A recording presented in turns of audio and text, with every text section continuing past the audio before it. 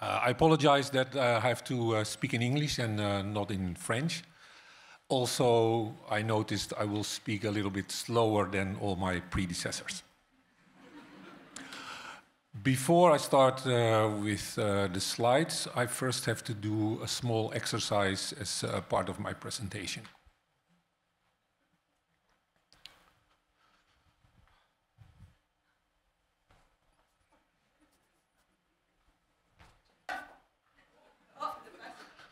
You know who I am. So you could call this module 1 of my presentation. So I will proceed with module 2.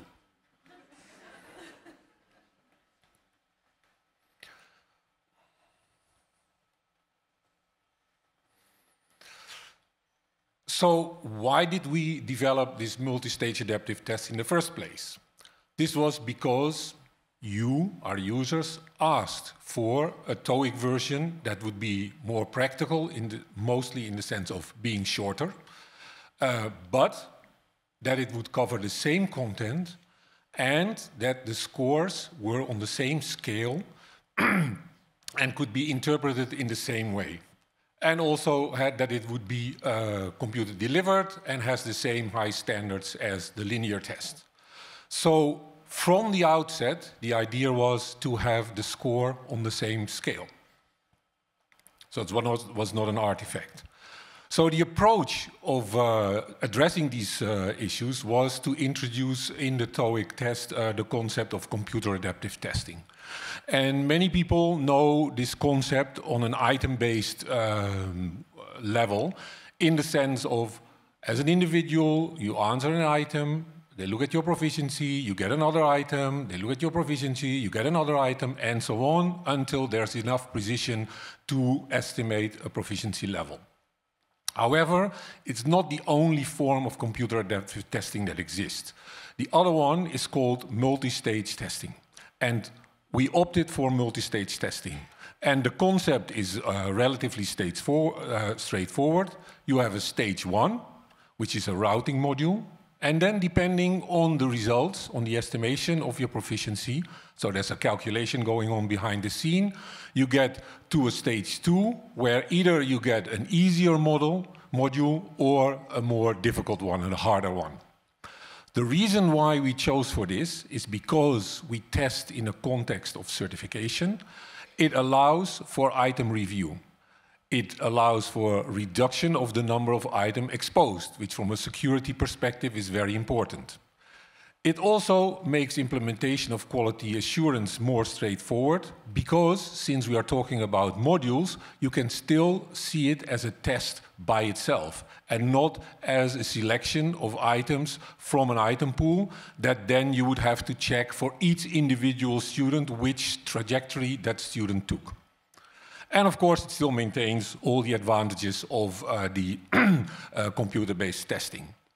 So this you already saw, that there's a reduction by halving the time that it takes, and also the number of questions that, or items that the candidate is exposed to. So it addresses the need of a shorter, more practical version.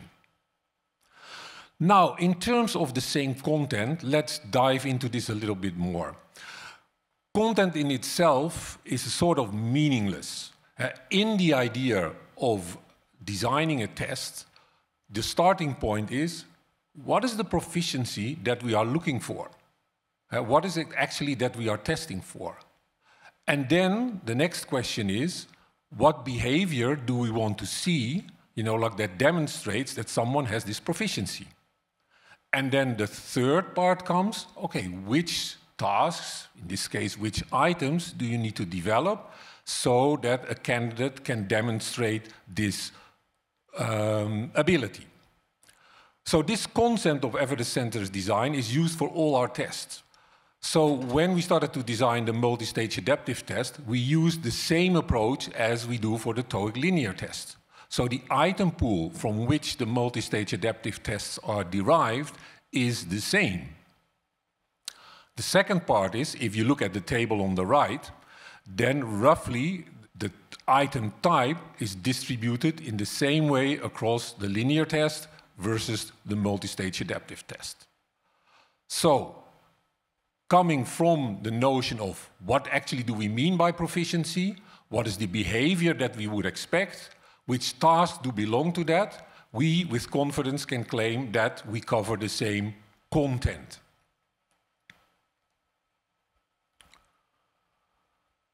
So now to this matter as reporting on the same scale. First, because we have the same item pool, so we have the same statistical information, we feel confident that we can report on the same scale. So, of course, the way of how the test is put together in the multi-stage adaptive version versus the linear version is slightly different, but it is determined. There are rules based on statistical information and item information itself to put the modules together. But this is input quality. And of course, we say we have scientists, we have experts. We do want to know, are they right? So we did a research. And this research was that we asked around 700 candidates to test both with the linear test first and then later on with the multi-stage adaptive test. And we compared the results.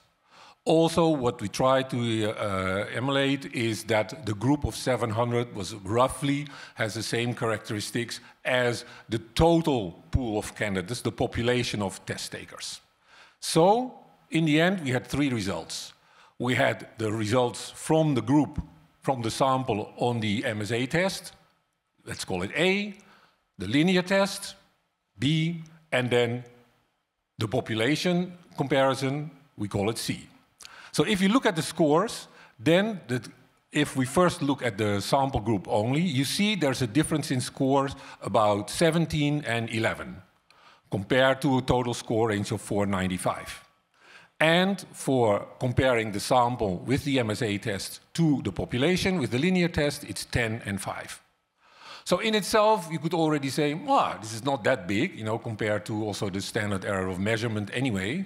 However, they're all a little bit higher. So as a statistician, you are worried about that. So we wanted to know, is there an explanation for that? And actually, there is.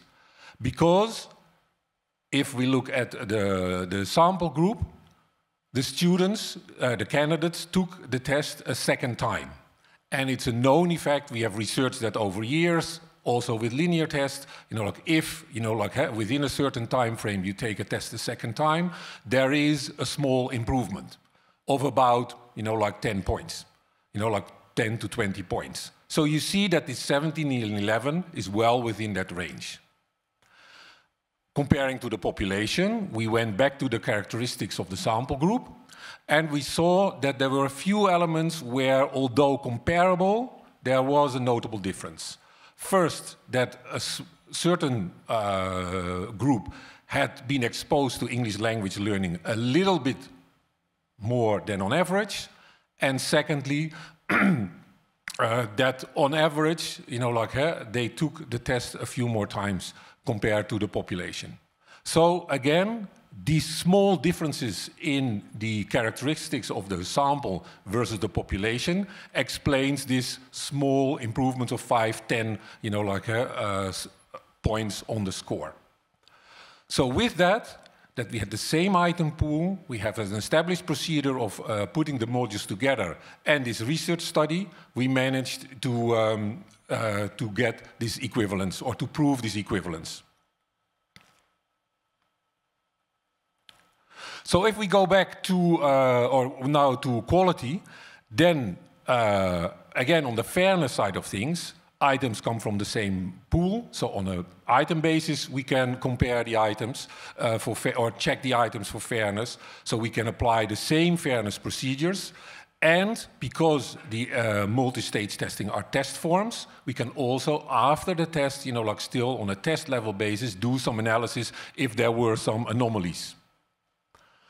On the reliability side, because that would be the other question to ask, are we as precise?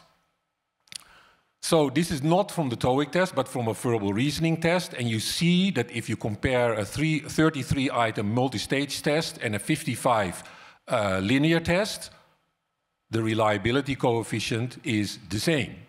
So we are confident that the accuracy with which we measure is also the same.